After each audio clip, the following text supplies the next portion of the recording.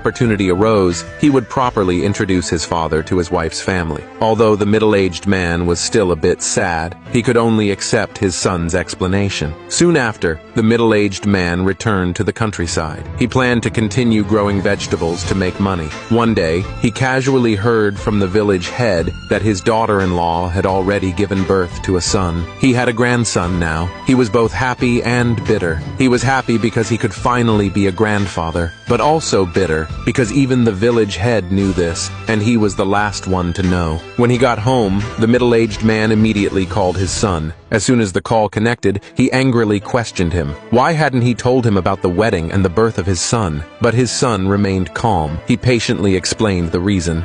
He was worried that his father's leg injury would make it difficult for him to attend the wedding. That's why he hadn't notified him. However, he would always welcome his father to visit his grandson anytime. The middle-aged man was happy to hear that. But what the middle-aged man didn't know was that the reason his son wanted him to go to the city was actually to get the middle-aged man to sign a contract. As long as the man signed the contract, his son would receive $1 million.